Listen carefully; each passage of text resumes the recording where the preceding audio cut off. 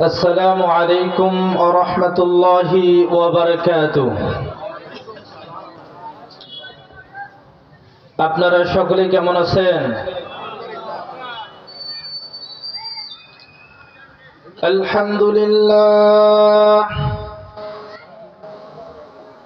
আলহামদুলিল্লাহ নাহমাদুহু ওয়া নাস্তাঈনুহু ওয়া নাস্তাগফিরুহু ونؤمن به ونتوكل عليه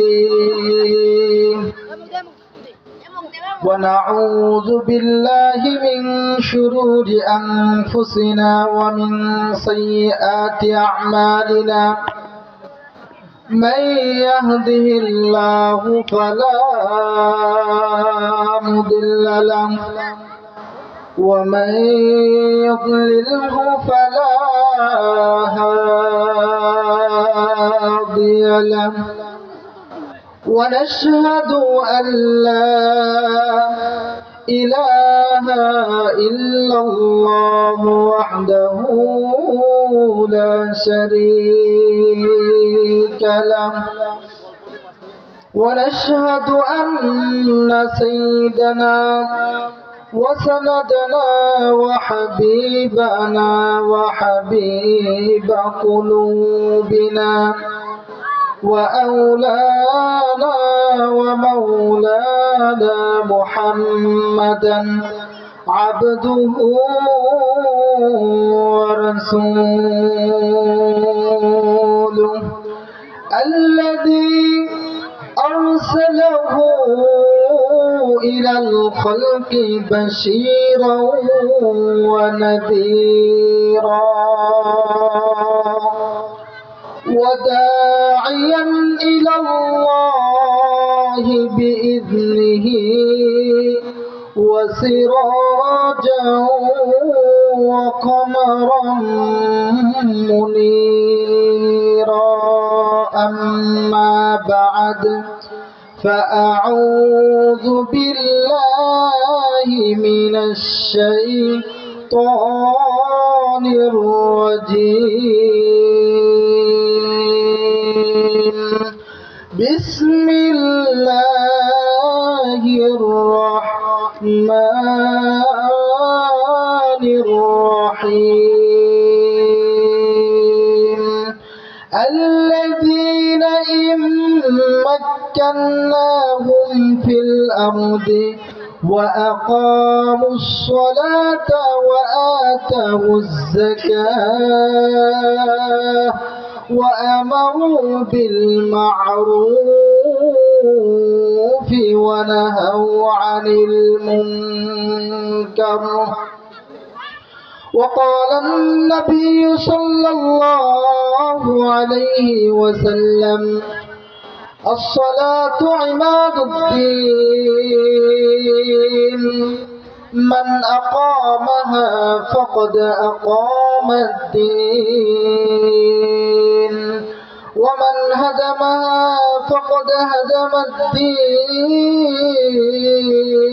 الدين أو كما قال عليه الصلاة والسلام صدق الله المولانا العظيم وصدق رسوله النبي الأمي الكريم ونحن على ذلك لمن الشاهدين والشاكرين والحمد لله رب العالمين আমরা সর্বপ্রথম সেই মহান রব্বুল আলামিনের দরবারে শুকরিয়া জ্ঞাপন করি যেই মহান রব্বুল আলামিন আমাদেরকে এশার নামাজ পড়ার পরে উত্তম একটা জায়গা, উত্তম একটা মজলিস, কোরআনের বাগান, কোরআনের মাহফিলের মধ্যে এসে বসে কোরআন এবং হাদিস থেকে কিছু দিনী আলোচনা করবার এবং শুনবার তৌফিক দান করলেন। এজন্য সকলেই স্বতঃস্ফূর্তভাবে একজ্ঞ চিত্রে সেই মহান রব্বুল আলামিনের দরবারে শুকরিয়া জ্ঞাপন করি। সকলেই বলি আলহামদুলিল্লাহ। সৈয়দুল মুরসালিন খাতামান নবীন दो जहान सरदार आक नाम ताजदार मोहम्मद মুহাম্মদ মুস্তাফা সকলেই বলি সাল্লাল্লাহু আলাইহি ওয়াসাল্লাম। সম্মানিত উপস্থিতি, মরহুম দরি মাহমুদ সরকার হাফেজিয়া মাদ্রাসা ও ইতিমখানা হাফেজ ছাত্রদের পাগড়ি প্রদান উপলক্ষে সপ্তম বার্ষিকী এক বিরাট তাফসীরুল কোরআন মাহফিলের আয়োজন করা হয়েছে। ইতিমধ্যে আনুষ্ঠানিকভাবে আমাদের আলোচনা শুরু হয়েছে। আপনারা যারা এদিক সেদিক ঘোরাফেরা করছেন, আপনাদেরকে দৃষ্টি আকর্ষণ করা যাচ্ছে, আপনারা সকলেই আমাদের মাহফিলের সামিয়ানার মধ্যে এসে আসন গ্রহণ করে কোরআন এবং হাদিসের আলোচনা শোনার জন্য বিশেষভাবে অনুরোধ করা যাচ্ছে। সম্মানিত উপস্থিতি, আজকের মাহফিলের সম্মানিত সভাপতি, আজকের মাহফিলের আমন্ত্রিত ওলামায়ে কেরাম, প্রধান বক্তা, বিশেষ মুফাসসির সকলকে আন্তরিক মোবারকবাদ, ধন্যবাদ জানিয়ে আজকের আমার আলোচনা শুরু করব ইনশাআল্লাহ। সম্মানিত উপস্থিতি, আমি যে আয়াতে কারিমা তেলাওয়াত করেছি এবং রাসূল করিম সাল্লাল্লাহু আলাইহি ওয়াসাল্লামের অসংখ্য অগণিত হাদিস থেকে ছোট্ট একখানা হাদিস তেলাওয়াত করেছি, এই হাদিস এবং কোরআনের আয়াতকে সামনে রেখে আজকের আলোচনা শুরু করব ইনশাআল্লাহ। আমি সূরা হজের 41 নম্বর আয়াতে কারিমা তেলাওয়াত করেছি। আল্লাহ রাব্বুল আলামিন এই আয়াতের মধ্যে বলেন, আল্লাযীনা ইম্মাক্কান্নাহুম ফিল আরদি ওয়া আকামুস সালাহ। আল্লাহ রাব্বুল আলামিন জানিয়ে দেন যে যারা এই পৃথিবীর মধ্যে আমার জমিনের প্রতিনিধিত্ব, যাদেরকে আমি দান করব, যারা রাষ্ট্র পরিচালনা করবে, তাদেরকে আমি 4টি হুকুম করি। তার মধ্য থেকে 1 নম্বর হুকুম হচ্ছে আল্লাযীনা ইম্মাক্কান্নাহুম ফিল আরদি ওয়া আকামুস সালাহ। 1 নম্বর বিধান হচ্ছে তারা দুনিয়ার মধ্যে যাদেরকে আমি রাষ্ট্র পরিচালনা করার মতো হুকুম দিব এবং ক্ষমতা দিব, তারা যেন রাষ্ট্র পরিচালনা করার মাধ্যম দিয়ে 1 নম্বর যেটা রাষ্ট্র কায়েম করার পরে 1 নম্বর আইন বাস্তবায়ন করবে, সেটা হচ্ছে নামাজ। এই নামাজের ব্যাপারে আল্লাহ হাবিব সাল্লাল্লাহু আলাইহি ওয়াসাল্লাম কি বলেন? আউয়ালু মা ইউহাসাবু বিহিল আবদু ইয়াওমাল কিয়ামাতিস সালাহ। কাল কিয়ামতের ময়দানে বান্দার সর্বপ্রথম যেই আমলের হিসাব হবে সেটা হচ্ছে নামাজ। এই নামাজের হিসাব কাল কিয়ামতের ময়দানে বান্দা যদি দিতে না পারে, তাকে আল্লাহ রাব্বুল আলামিন এক পা অগ্রসর হতে দিবেন না। এজন্য তো দুনিয়ার মধ্যে মুসলমান হতে গেলে, ইমানদার হতে গেলে 1 নম্বর বিধান হবে, 1 নম্বর আমল হবে, সে যেন নামাজ কায়েম করে, সে যেন নামাজ পড়ে। এজন্য তো মুসলমানের বুনিয়াদি আমল হচ্ছে 5টি। আল্লাহ রাব্বি সাল্লাল্লাহু আলাইহি ওয়াসাল্লাম বলেন, বুনিয়াল ইসলামু খামসিন শাহাদাতি আল্লা ইলাহা ইল্লা আন্না মুহাম্মাদার রাসূলুল্লাহ ওয়া ইকামাস সালাতি ওয়া ইতাইজ যাকাতি ওয়া সাওমি রমাদান ওয়া হজ্জু বাইতুল্লাহ। মুসলমানদের জন্য 5টি বুনিয়াদি আমল দিয়েছে, তার মধ্যে থেকে 1 নম্বর আমল হচ্ছে নামাজ। বুনিয়াল ইসলামু খামস, 5টি বিধানের মধ্যে 1 নম্বর বিধান হচ্ছে নামাজ। এই নামাজ যে ব্যক্তি নামাজ কায়েম করবে, সেই ব্যক্তি কাল কিয়ামতের ময়দানে নাজাত পাবে। আর যে ব্যক্তি নামাজ পড়বে না, আল্লাহ রাব্বুল আলামিন কাল কিয়ামতের ময়দানে তাকে সার দিয়ে কথা বলবেন না, কথা বলেন ঠিক কিনা? আল্লাহ হাবিব সাল্লাল্লাহু আলাইহি ওয়াসাল্লাম বলেন, আস-সালাতু ইমাদুদ্দিন মান আকামাহা ফাকাদ আকামাদ-দ্বীন ওয়া মান হাদামাহা ফাকাদ হাদামাদ-দ্বীন। আল্লাহ হাবিব সাল্লাল্লাহু আলাইহি ওয়াসাল্লাম বলেন, নামাজ হচ্ছে ধর্মের খুঁটি। যে ব্যক্তি নামাজ ঠিক রাখলো সে ধর্মের খুঁটিটাকে ঠিক রাখলো, আর যে ব্যক্তি নামাজ ছেড়ে দিল সে যেন ধর্মের খুঁটিকে বিনষ্ট করে দিল, ধর্মের খুঁটিটাকে শেষ করে দিল। তাহলে বোঝা গেল মুসলমান হতে গেলে নামাজ কায়েম করতে হবে। আল্লাহ হাবিব সাল্লাল্লাহু আলাইহি ওয়াসাল্লাম বুখারী শরীফের বর্ণনার মধ্যে বলেন, বাইনাল মুসলিম ওয়া বাইনাল কুফরি তারকিস সালাহ। মুসলমান এবং কাফের, মুশরিক, বেঈমানদের মধ্যে পার্থক্য হবে নামাজ। যে ব্যক্তি নামাজ কায়েম করবে, যে ব্যক্তি নামাজ পড়বে তাকে মুসলমান বলা হবে। আর যে ব্যক্তি নামাজ পড়বে না, সে যত বড় নেতা হোক না কেন, সে যত বড় ধরাঢ্যবান ব্যক্তি হোক না কেন, সে গরিব হোক না কেন, সে পার্লামেন্টের মধ্যে মন্ত্রিত্ব আদায় করুক না কেন, মন্ত্রিত্বের দায়িত্ব পালন করুক না কেন, সে রাষ্ট্রপতি হোক না কেন, সে পুলিশ, আর্মি, বিডিআর হোক না কেন, সে যদি নামাজ কায়েম না করে তাহলে আল্লাহর হাবিব সাল্লাল্লাহু আলাইহি ওয়াসাল্লামের কথা অনুযায়ী সে মুসলমান হতে পারে না। কথা বলেন ঠিক কিনা?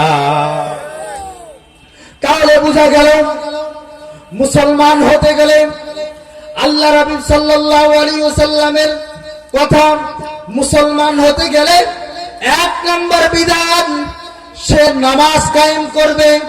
আর এটা আল্লাহ হাবিব সাল্লাল্লাহু আলাইহি ওয়াসাল্লামের কথা।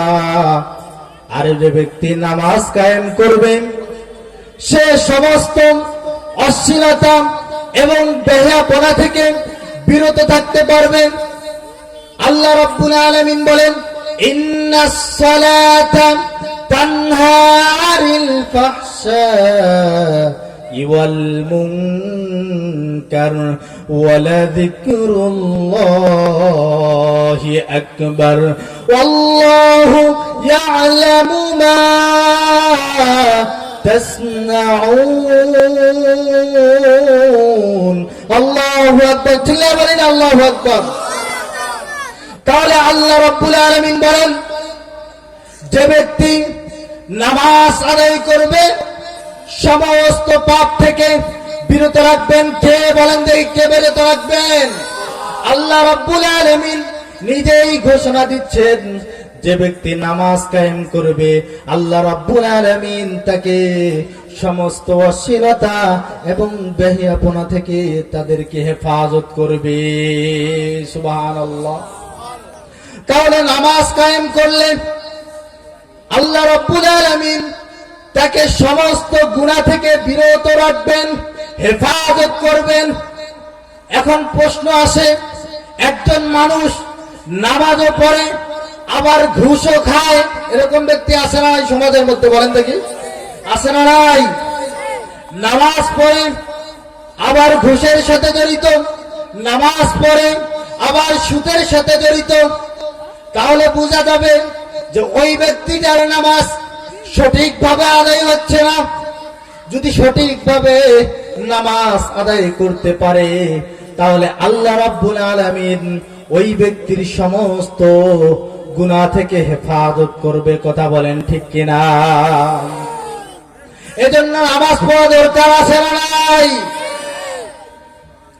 আমরা মুসলমান, নিজেকে মুসলমান দাবি করি, কিন্তু আল্লাহ রাব্বুল আলামিনের বিধান আমরা পালন করতে পারি না, বিধান আমরা পালন করি না। আমরা তো এমন মুসলমান আমরা নিজেকে দাবি করি আমরা মুসলমান, আমাদের নামের শুরুতে মুহাম্মদ লেখা আছে, এজন্য আমরা নিজেকে দাবি করি মুসলমান। কবি বলেন, हम मुसलमान हैं मगर मुसलमानी नहीं, हम में ईमान है मगर ईमान कामिल नहीं। আমরা নিজেকে মুসলমান দাবি করি, কিন্তু প্রকৃতপক্ষে ঈমানদার, প্রকৃতপক্ষে মুসলমান হতে পারি নাই। মুসলমান হতে গেলে আল্লাহ রাব্বুল আলামিনের বিধিবিধান পালন করতে হবে। সেই বিধিবিধানদের মধ্য থেকে 1 নম্বর বিধান হচ্ছে নামাজ কায়েম করতে হবে। 2 নম্বর বিধান, আমি যে আয়াতে কারিমা তেলাওয়াত করেছি, আল্লাহ রাব্বুল আলামিন বলেন, আল্লাযীনা ইম্মাক্কান্নাহুম ফিল আরদি ওয়া আকামুস সালাতা ওয়া আতুজ যাকাহ। 2 নম্বর বিধান, আল্লাহ রাব্বুল আলামিন বলেন, যারা রাষ্ট্র ক্ষমতায় থাকবে তারা যেন 2 নম্বর বিধান পালন করে, ওয়া আতুজ যাকাহ, তারা যেন রাষ্ট্র ক্ষমতায় আইন পাস করে, যাদের যাকাত সমপরিমাণ মাল আছে তাদেরকে বাধ্যতামূলক যাকাত দিতে হবে। কথা বলেন ঠিক কিনা? সমাজের মধ্যে ধনাঢ্যবান ব্যক্তি আছে, শত শত টাকার মালিক, শত শত জমিন আছে, শত শত বাড়ি আছে, কিন্তু তারা আজকে সমাজের মধ্যে দেখা যায় তারা যাকাত আদায় করে না। কথা বলেন ঠিক কিনা? তাহলে 2 নম্বর বিধান, যারা রাষ্ট্র ক্ষমতায় থাকবে তারা যাকাত প্রদানের জন্য, যাকাত দেওয়ার জন্য আইন পাস করবে। 3 নম্বর বিধান, আল্লাহ রাব্বুল আলামিন বলেন, ওয়া আমারু বিল মারুফ, তারা যেন সৎ কাজের আদেশ করে। সৎ কাজের আদেশ করতে বলতেছেন, যারা রাষ্ট্র ক্ষমতায় থাকবে তারা যেন সৎ কাজের আদেশ করে। সৎ কাজের আদেশ কি? সমস্ত যত দুর্নীতি আছে, যত অন্যায় আছে, যত গুম আছে, যত খুন আছে, এই যে যত অন্যায় অবিচার আছে, এই অন্যায় অবিচার থেকে তারা যেন বিরত থাকার জন্য আহ্বান করে, এবং ওয়া আমারু বিল মারুফ ওয়া নাহাউ আনিল মুনকার, এবং সমস্ত অন্যায় অবিচার জুলুম থেকে তারা যেন মানুষদেরকে বিরত থাকার জন্য আইন প্রয়োগ করে। তাহলে আমরা বুঝলাম আজকের আলোচনা থেকে, যারা রাষ্ট্র ক্ষমতায় যাবে তারা যেন 4টা আইন বাস্তবায়ন করে। 1 নম্বর আইন হচ্ছে তারা যেন পার্লামেন্টের মধ্যে নামাজের বিধান কায়েম করে। 2 নম্বর বিধান হচ্ছে তারা যেন যাকাত প্রদানের জন্য আইন পাস করে। 3 নম্বর বিধান হচ্ছে তারা যেন সৎ কাজের আদেশ করার জন্য আইন পাস করে, এবং 4 নম্বর বিধান হচ্ছে তারা যেন নাহি আনিল মুনকার, অসৎ কাজ থেকে মানুষদেরকে বিরত থাকার জন্য আহ্বান করে। সম্মানিত উপস্থিতি, আমরা স্বল্প সময়ের মধ্যে 4টা বিষয়ের উপর আলোচনা শুনলাম। আল্লাহ রাব্বুল আলামিন আমাদের সকলকে মানার মতো তৌফিক দান করুক। সকলেই বলি আল্লাহুম্মা আমিন ওয়া আখিরু দাওয়ানা আলহামদুলিল্লাহি রাব্বিল আলামিন। আপনারা সকলেই সুস্থ থাকবেন, ভালো থাকবেন, আমার জন্য দোয়া করবেন। আসসালামু আলাইকুম ওয়া রাহমাতুল্লাহি ওয়া বারাকাতুহু।